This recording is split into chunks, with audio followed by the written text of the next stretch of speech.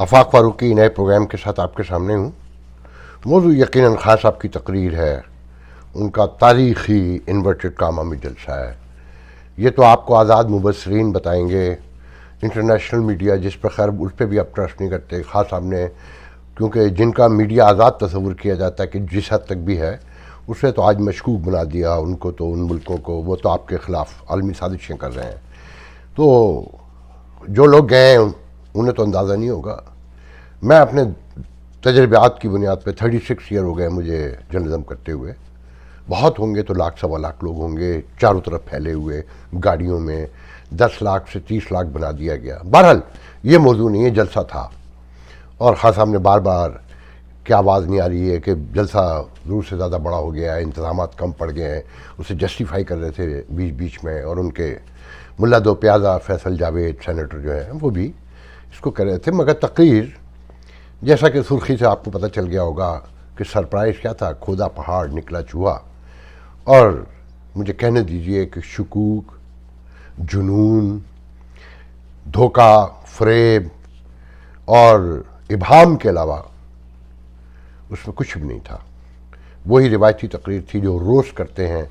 आप अपने आप से ख़ुद पूछ लीजिए, क्या रिकॉर्डिंग का पहले नहीं बता चुके, बल्कि पहले 10 बिलियन अबव बता रहे थे कि इन्वेस्टमेंट आएगी, आज वो 9 बिलियन हो गई। आपको नहीं बताया उन्होंने पहले कि सड़कों का कि 13 पहले 24 करोड़ रुपये बता रहे थे, अब 23 करोड़ रुपये पे आ गए हैं।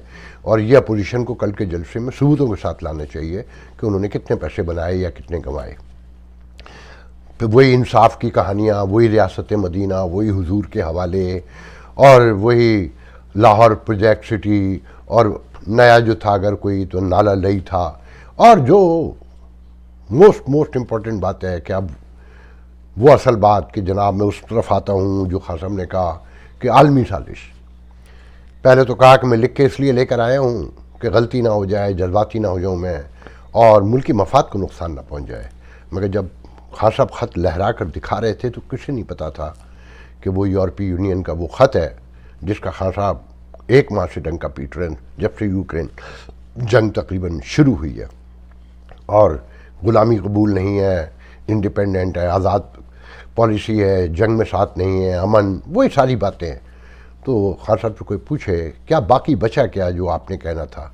फिर जो आपने कहा कि कातिल व मकतूल एक हो गए हैं, मौलाना फजल रहमान को, नवाज शरीफ को, और बिलावल को गैरत दिलाने की कोशिशें की गई, आसिफ ज़रदारी को वही बीमारी, वही चोर जो रोज़ाना उनको रूटीन है। कोई एक नई बात बता दें जो उसमें थी। और जो साजिश बता रहे थे क्या उसके बारे में आपको नहीं बताया पहले उन्होंने। आज कोई नई बात बताई भुट्टो का, उन्होंने बताया कि जनाब उसके ख़िलाफ़ भी साजिश की थी गैर मुल्की, और अब मेरे ख़िलाफ़ हो रही है क्योंकि मैं भी आज़ाद खारजा पॉलिसी की बात कर रहा हूँ। पहले भुट्टो भी करता था, खान साहब पहले भी ये बात कर चुके हैं।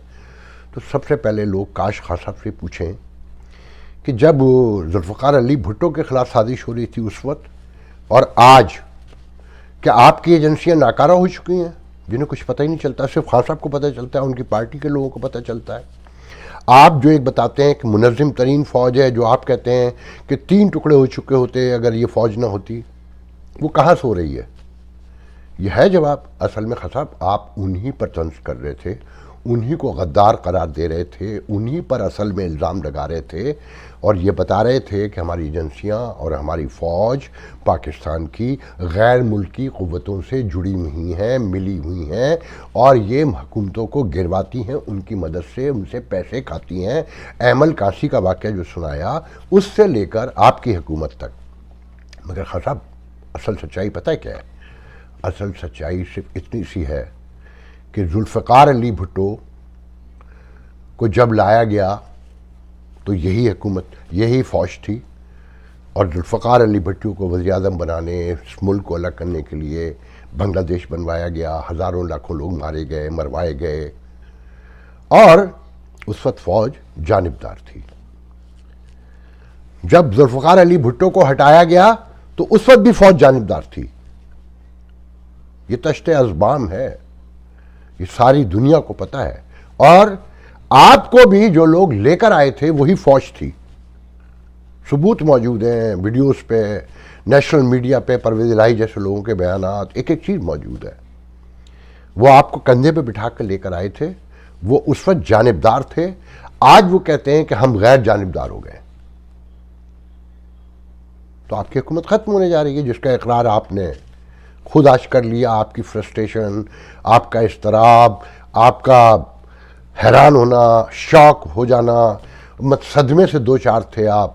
جس طرح سے آپ بول رہے تھے، آپ پرائم منسٹر ملک میں کوئی غلط لفظ استعمال نہیں کرنا چاہتا، مگر چھوٹا سا بچہ نہیں جس سے ہاتھ میں سے ڈرنک چھین لی جاتی ہے، جس کے ہاتھ سے آئس کریم اچانک چھین لی جائے، جس کے ہاتھ سے اس کا پسندیدہ کھلونا چھین لیا جائے، یا اس کا پسندیدہ کوئی کپڑا چھین لیا جائے، کوئی گفٹ چھین لیا جائے. آپ اس طرح حیران پریشان ہیں، اسی طرح بے قرار اور الزامات لگا رہے ہیں تڑپ تڑپ کر. یہ اپوزیشن کوئی اچھی نہیں ہے. میں یہ نہیں کہہ رہا کہ انہوں نے چوری نہیں کی ہوگی. یاد رکھیں حضرت، چوری جب ہوتی ہے جب ادارے مضبوط نہیں ہوتے ہیں. جب جمہوریت کمزور ہو تو ادارے کمزور ہو جاتے ہیں، جیسے کہ اب ہو رہے ہیں. مزید جو رہ سے تھے مزید ختم ہو گئے. اب تو یہ حال ہو گیا ہے کہ جس فوج کے بارے میں لوگ بولتے ہوئے ڈرتے تھے، آپ نے ٹھیک کہا سوشل میڈیا کا دور ہے، ہر چیز سامنے آ جاتی ہے. سب آ گیا نا کہ ترقی اور ایکسٹینشن کی لڑائی ہے. ایسے قصے پہلے نہیں آتے تھے. یہ آپ کی دین ہے. اور آج آپ نے عالمی قوتوں کو کم، اپنی فوج کو اور اپنی ایجنسیوں کو زیادہ للکارا ہے کہ وہ دیکھتی رہتی ہیں. وہ جو نمبر 1 ایجنسیاں کہلاتی ہیں، جو منظم ترین فوج کہلاتی ہے، دنیا کی 6ٹھی 7ویں بڑی فوج ہے، آپ اسے بتا رہے تھے کہ جب باہر سے مداخلت ہوتی ہے تو تم کچھ نہیں کر پاتے، اور اندر بیٹھے ہوئے لوگ مل جاتے ہیں، پیسے پکڑ لیتے ہیں اور حکومتیں الٹ جاتی ہیں. خاصا لوگ بے وقوف نہیں ہیں، سب سمجھتے ہیں. اور جو شاہ محمود قریشی نے کہا نا، مطلب جھوٹ بولنے کی، دروغ گوئی کی، لفاظی کی کوئی حد تو رکھیں حسب. ایک طرف ریاست مدینہ، نبی کے حوالے، اور غیرت، شرم، خودداری، سارے بھاشن تھے نا جو روز دیتے ہیں آپ. اس میں شاہ محمود قریشی کہتا ہے بتا دوں، راز کی بات بتا دوں. اور پھر راز کیا تھا کہ وہ ابھی تک NRO مانگ رہے ہیں اور اس کے بدلے میں تحریک عدم اعتماد واپس لے لیں گے. میں خاص کر اہل یوتھ سے کہنا چاہتا ہوں، ایک لمحے کو تو غور سے بیٹھ کر سوچیں کہ جہاں تک بات چلی گئی ہے اور جنہیں یقین ہو کہ وہ حکومت گرا لیں گے، وہ NRO مانگیں گے، مطلب اپنا سیاسی کیریئر ختم کر لیں گے خان صاحب کے ہاتھوں. اگر وہ مانگ بھی رہے ہوں گے تو انہیں فون کر کے میسیج دیں گے کہ ہمیں NRO دے دو تو ہم تحریک عدم اعتماد واپس لے لیں گے. پھر وہ کہتا ہے میں نے حلف لیا ہوا ہے، میرے سینے میں سینکڑوں راز ہیں. بیان کرو نا، کر تو دیے، صاف تو کہہ دیا کہ عالمی سازش ہے. امریکہ کا بھی کہہ دیا، یورپی یونین کا بھی کہہ دیا.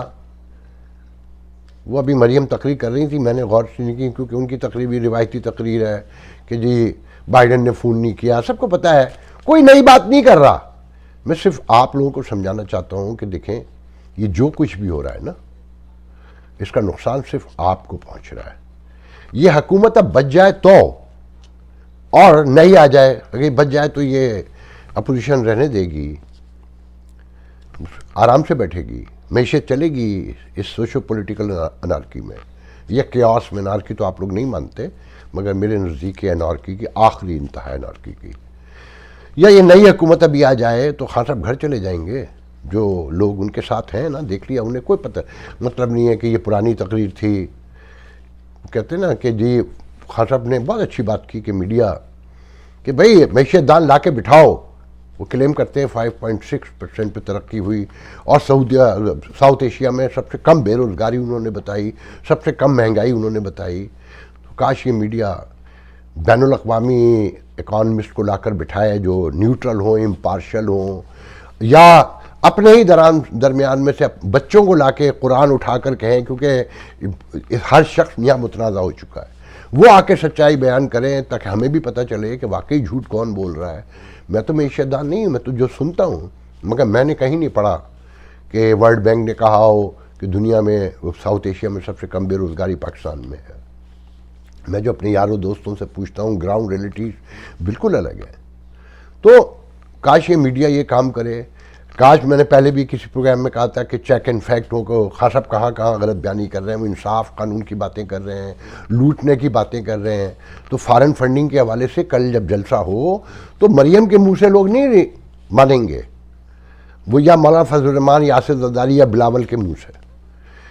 ایس اکبر کو بلائیں اور کسی بڑے وی آئی پی کی تقریر کے درمیان اسے لے کر آئیں، ورنہ بگننگ کی تقریر تو میڈیا بھی نہیں دکھاتا. اس کے درمیان میں ثبوت دکھائے، بتائے، اور الیکشن کمیشن کے ریٹائر افسروں کو بھی لے کر آئیں، عدالتی پرانے ججوں کو لے کر آئیں، اور وہ بتائیں ان ثبوتوں کی روشنی میں کیا ہے. وہ بتائیں کہ بنی گالا کیسے ریگولائز ہوا، یا خان صاحب کے اور جو الزامات لگائے جاتے ہیں ان کے جرائم پر. مجھے نہیں پتا، میں نہیں الزام لگا سکتا. وہ لے کر آئیں اور بتائیں، یہ بتائیں کہ 23 کروڑ روپے کیسے فی کلومیٹر بچتے ہیں، کیسے 1000 روپے کھائے گئے صرف ہائی وے اتھارٹی میں، نواز شریف نے کھائے.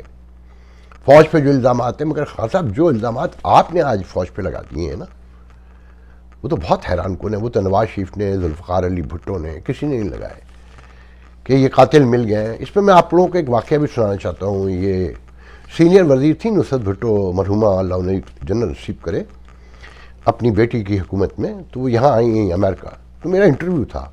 بات پتہ نہیں کہاں سے کہاں نکل گئی. تو میں نے کہا آج آپ انہی نوابزادہ نصر اللہ، اصغر خان سب کے ساتھ بیٹھی ہوئی ہیں جنہوں نے آپ کے شوہر کو پھانسی دی.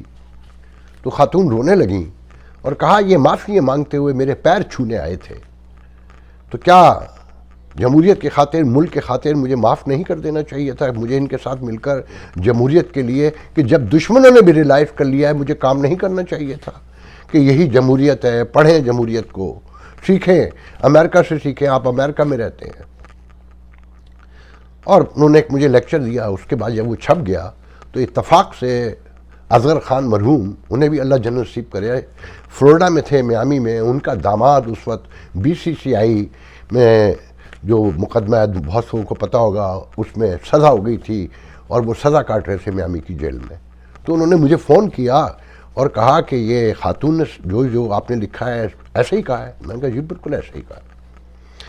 پھر اور مجھے بڑے فون آئے. مرزا اسلم بیگ کا جو مجھے یاد پڑتا ہے، اس کے 1 سال کے بعد فون آیا تھا کہ یہ چیزیں مجھے پتہ چلی ہیں تو یہ صحیح ہے. مگر اس سے پہلے جب مرزا اسلم بیگ نے مجھے فون کیا تو اس سے پہلے MRD ٹوٹ چکی تھی. جب اصغر خان یہاں سے واپس گئے، اور کوئی ایک اور آیا ہوا تھا، مجھے یاد نہیں آ رہا کیونکہ اتنی طویل پرانی بات ہو گئی ہے. یہ 89 کی میرے خیال میں بات ہے، یا 89 کی بات ہے، تو اندازہ لگا لیں 32 سال پرانی بات بتا رہا ہوں آپ کو.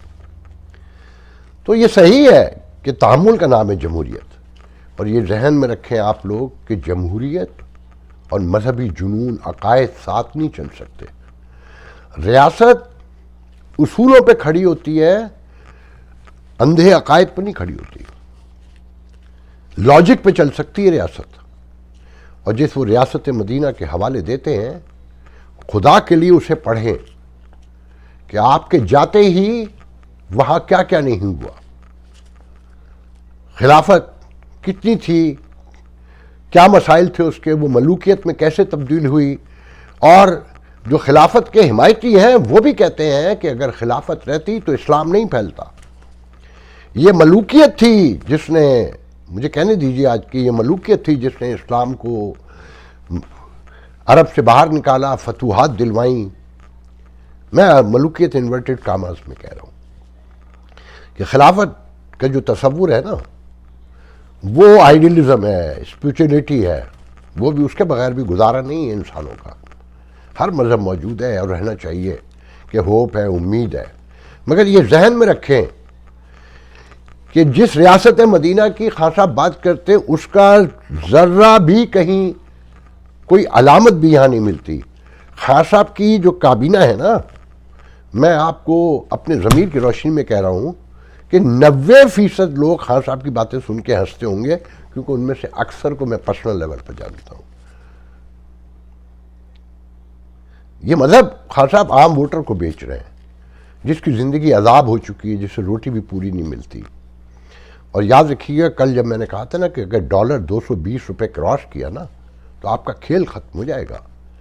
یہ سوشو پولیٹیکل قیاس یا انارکی جو بھی آپ سمجھیں، یہ آپ کی معیشت کو ہی لے کے نہیں ڈوبے گا. یہ تفریق، یہ انتشار آپ کے درمیان جو آج خان صاحب نے غلط فہمیاں پیدا کی ہیں وہ دیواریں کھڑی کرے گا جس کا آپ تصور بھی نہیں کر سکتے. مجھے اب الیکشن مجھے نہیں پتا الیکشن ہوں گے نہیں ہوں گے، اس کا انجام کیا ہوگا، کسے آپ ووٹ دیں گے. خان صاحب کی یہ قوت تو موجود ہے نا جھوٹ کی بنیاد پر. اور خان صاحب مارکیٹنگ کے اور ان کی ٹیم اتنی ماہر ہو چکی ہے کہ وہ مارکیٹنگ میں سکھاتے ہیں نا کہ آپ اپنی پروڈکٹ کی خامیوں کو خوبی بنا کر بیان کریں اور ریپیٹ کرتے رہیں، بار بار ریپیٹ کریں. جتنا ریپیٹ کریں گے کامیابی آپ کا مقدر بنے گی.